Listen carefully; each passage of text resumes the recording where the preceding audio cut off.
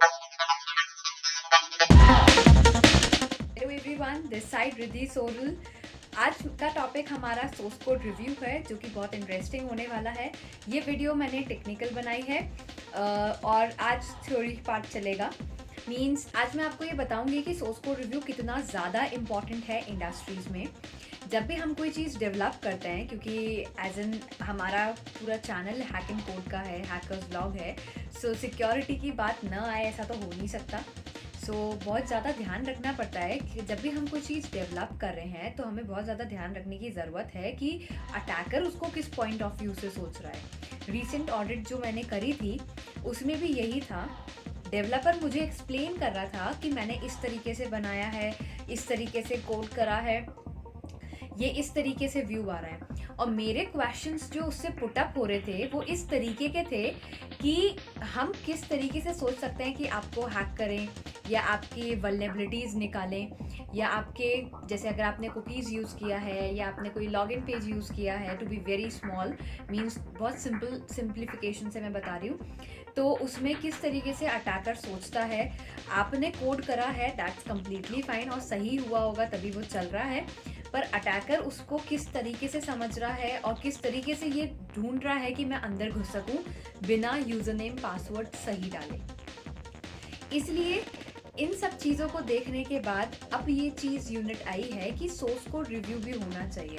पहले generally attacks होते थे तो वेबसाइट सिक्योरिटी होती थी, एप्लीकेशन सिक्योरिटी होती थी, नेटवर्क सिक्योरिटी होती थी, लेकिन अब जब पता चला कि यार कोडिंग में ही कमी आ रही है, कहीं ना कोई इशू हमारा जो राइटिंग स्टाइल है कोड का उसी में दिक्कत आ रही है, तो उसके बाद से कंपनीज ने एम्फसाइज करना शुरू करा कि आप कोड रिव्यू करना शुरू करें।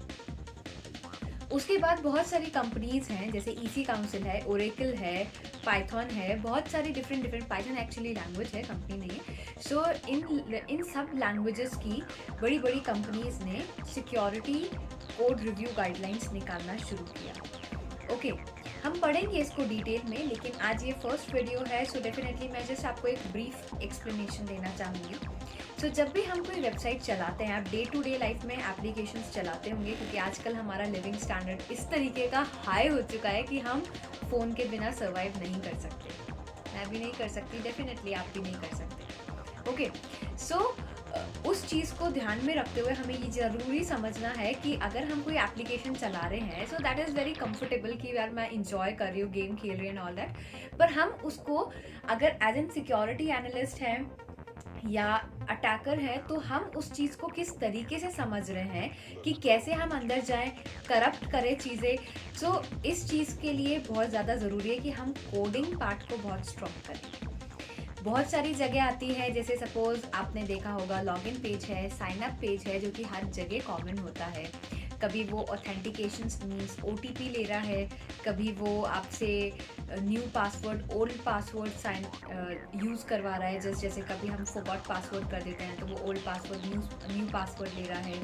तो ऐसे बहुत सारी जगह है जो एक अटैकर सोचता है कि मैं इस जगह से अपना रास्ता बना सकता हूँ, अंदर जा सकता हूँ कोड के, एंड उसमें से बहुत इंपॉर्टेंट डिटेल्स भी निकाल सकता हूँ।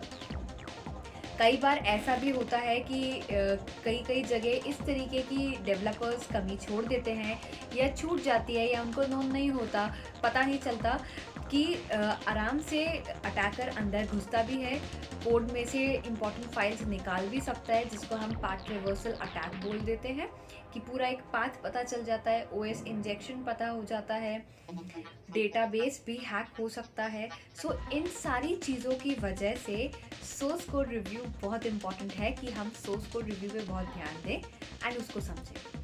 अब आता है टूल्स कौन कौन से यूज़ करें सोर्स कोड के लिए। सो काफ़ी सारे लाइसेंसिंग टूल्स भी हैं, ओपन सोर्स भी हैं। Companies open source tools use करने कभी भी नहीं देती, क्योंकि ओपन सोर्स टूल्स में इस तरीके से रहता है कि कुछ फॉल्स पॉजिटिव है, कुछ सही चीज़ आई नहीं, कोई गलत चीज़ आ सकती है, ठीक है ना। तो इस वजह से लाइसेंसिंग टूल्स बहुत इंपॉर्टेंट होते हैं, जैसे चेक मार्क्स है, फोर्टिफाई है, लेकिन ये सिंगल हैंडेड अफोर्डेबल नहीं होते। अगर आप ये सोचें कि मैं आपको चेक मार्क्स की प्रैक्टिस करा दूँ, मैं आपको फोर्टिफाई की प्रैक्टिस करा दूँ, so that is next to impossible, क्योंकि वो एक बहुत कॉस्टली टूल्स हैं जो सिर्फ और सिर्फ ऑर्गेनाइजेशंस ही अफोर्ड कर सकती हैं। ओके पर ये सारे टूल्स एक्चुअल में यूज़ होते हैं, तो जब भी आप अगर इसमें करियर बनाते हैं या आप इंडस्ट्रीज़ में जाते हैं, सो डेफिनेटली आपको ये टूल्स से फेमिलियर होना पड़ेगा। कुछ ओपन सोर्स भी टूल्स होते हैं, जैसे सोनार क्यूब भी लाइसेंसिंग टूल है, बहुत अच्छा टूल है सॉरी। सो अगर आप वो टूल भी यूज़ करते हैं, अगर उसको कम्युनिटी वर्जन यूज़ करते हैं, तो भी आपको काफ़ी सारी चीज़ें डिटेल में पता चल सकती है। सो ये टूल्स हो गया। और अगर आप मैनुअल टेस्टिंग, बहुत सारी कंपनीज प्रेफर करती हैं कि आप मैनुअल टेस्ट करें, जैसे कि अभी मैंने रिसेंटली जो ऑडिट कंप्लीट किया है उसमें मैनुअल टेस्ट किया है। सो मैनुअल टेस्ट में ये होता है कि आपको पहले कोड पता होना चाहिए। आप डेवलपर से थोड़ा सा गाइडलाइंस ले सकते हैं कि उसने कैसे बनाया है, क्या ब्रीफ कर दे वो थोड़ा बहुत कि किस तरीके से हुआ है ये सोर्स कोड, मीन्स आपका कोड जो बना है, क्या लाइब्रेरीज यूज़ हुई हैं, क्या वर्जन्स यूज़ हुए हैं, कितनी फाइल्स बनी है, कहाँ पे लॉगिन पेज डिप्लॉय हो रहा है, किस तरीके की APIs यूज़ हुई हैं। सो ये सारी चीज़ें आप डेवलपर से हेल्प भी ले सकते हैं, जिससे आप जल्दी समझ पाएँ। और जल्दी जल्दी अगर आप लाइंस को स्क्रॉल करेंगे, कोड को समझेंगे, तो आप गाइडलाइंस के बिहाफ पे पता कर सकते हैं कि सोर्स